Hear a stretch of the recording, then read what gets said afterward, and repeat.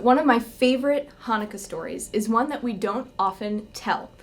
Usually when we think of Hanukkah, we think of Judah and the Maccabees and the bravery of this little army that defeated the huge Greek army, this improbable military victory. But Hanukkah has long been associated with another story, one that we often don't get to hear about, and that's the story of Judith.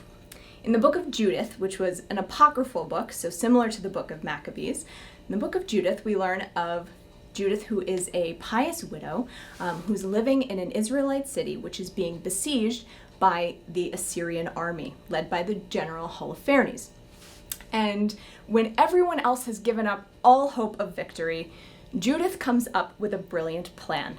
She sneaks out of the besieged city late one night. She brings her maid with her, and they bring a bag full of really salty cheese and wine. And they get to the camp. They say to the general, we're here to be double agents for you. We're going to tell you everything about the Israelite city. And so Holofernes lets them in. They have a banquet. Judith serves him lots and lots of super salty cheese, and Holofernes gets really thirsty. What's the nearest thing available for him to drink? All this lovely wine that Judith brought. So he drinks and he drinks and he drinks until he falls asleep.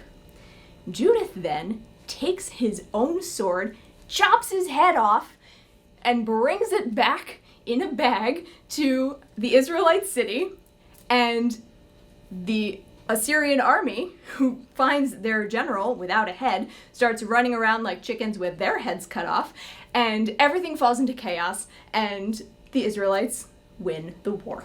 It's another story of an improbable victory led by a person whose name sounds a whole lot like Judah.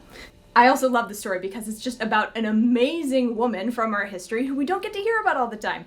And so, because of this history, because Judith has always been associated with Hanukkah, for most of history, latkes, which we now know as delicious fried oily potato pancakes, used to be made of cheese, in honor of the salty cheese that Judith served the general Holofernes. So, Hanukkah was always a dairy holiday back in the day, and so cheese pancakes like these, made from ricotta cheese, were made by Sephardic Jews and Italian Jews, and eventually adopted by Ashkenazi Jews in Central and Eastern Europe, centuries before the potato was even something people considered edible. So long before we got to potato pancakes, we had levivot gvina, cheese pancakes. And so, this Hanukkah, I would encourage you to take a bite of some delicious, oily, cheesy pancake in honor of Judith, one of the best heroines in our tradition. It's pretty good. Maybe needs more salt. You take 1 cup of ricotta cheese, or if you have farmer's cheese or something similar, you can use that. 2 eggs, 1/3 of a cup of flour, a tablespoon of sugar. This says a 1/4 teaspoon of salt. Definitely want at least 1/2 teaspoon of salt. And a tiny pinch of vanilla, plus a bunch of oil for frying.